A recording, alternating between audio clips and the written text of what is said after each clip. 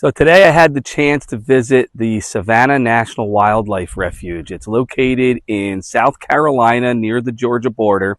It's got 5 miles of drive-through self-guided touring right around canals, and check out what's moving in the water right now behind me.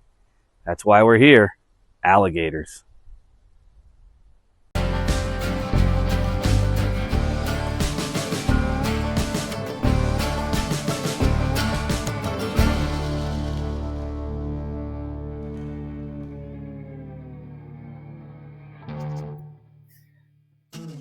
The Savannah National Wildlife Refuge is on the border of South Carolina and Georgia and lies along the Savannah River. We started our visit at the Visitor Center in Hardeeville, South Carolina. The Visitor Center has a number of displays that help give information on the inhabitants of the refuge, along with the history of the refuge and its importance. It also has a convenient little gift shop, appropriately named the Gator Hole.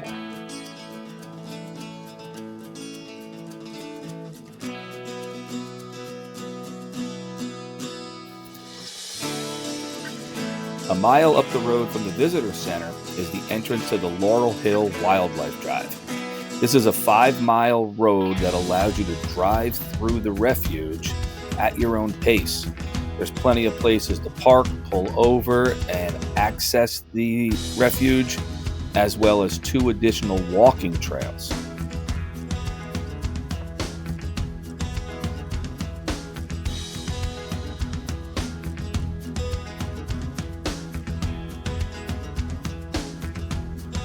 The refuge is 31,551 acres.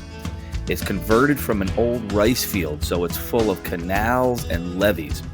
And while it was originally created for migratory birds, it is also the perfect habitat for the American alligator.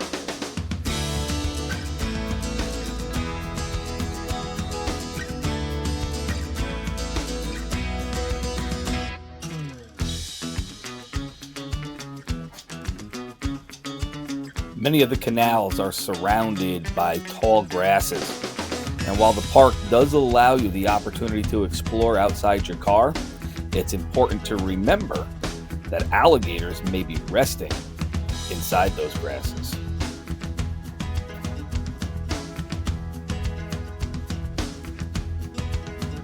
Here's what I mean. This alligator was resting well away from the edge of the water, hidden in the grasses.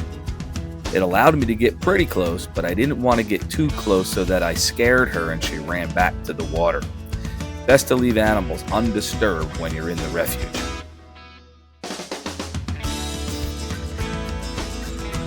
While I was busy taking video with my phone, my daughter Mackenzie was my backup photographer with the SLR digital camera.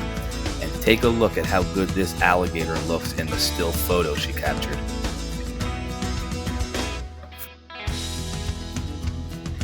While I was busy watching this alligator swimming in the canal in the distance, I didn't realize that to my left was a much larger alligator basking on the shore. This alligator turned out to be one of the biggest we saw that day and was every bit of 10 feet long.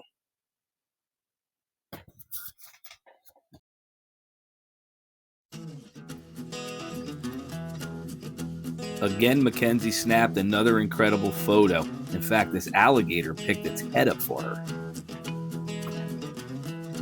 She also got pictures of some of the birds we saw along the way, like this wood stork flying overhead, an anhinga, snowy egret, and a great blue heron. Oh, and let's not forget this trio of yellow-bellied sliders basking on this log.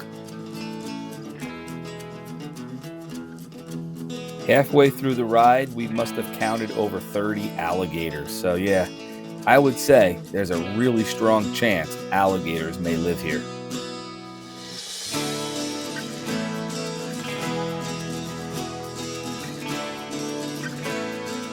Over the colder months of winter, alligators are dormant. But we were there in April, This is the time of year when alligators are warming up and becoming active. And we even had the opportunity to see some catching prey.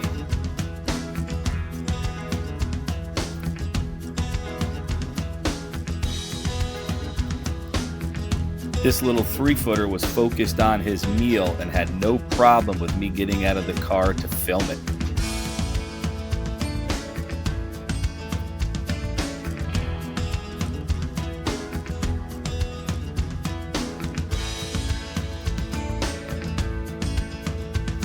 Nearby, another little alligator was content just to lay still and relax in the sun. We saw many alligators in this size range. While these two sat still, and in other areas I walked along the shore, they quickly darted into the water to get away from danger. At this size, nearly 3 feet long, these alligators are between 3 and 5 years old. And at this age, they no longer are going to be protected by their mother. So there wasn't a threat of mom hanging nearby.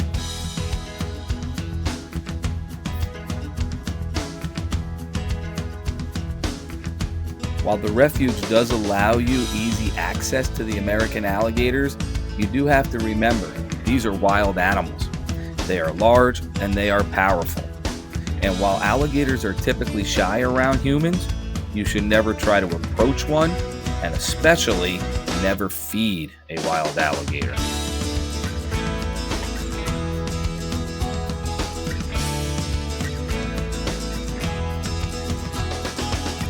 The largest alligator we saw on this trip was this big male.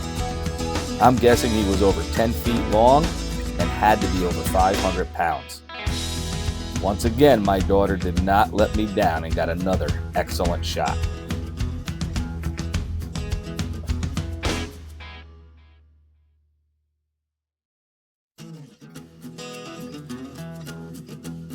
Here are a few more photos taken by Mackenzie Perpetua.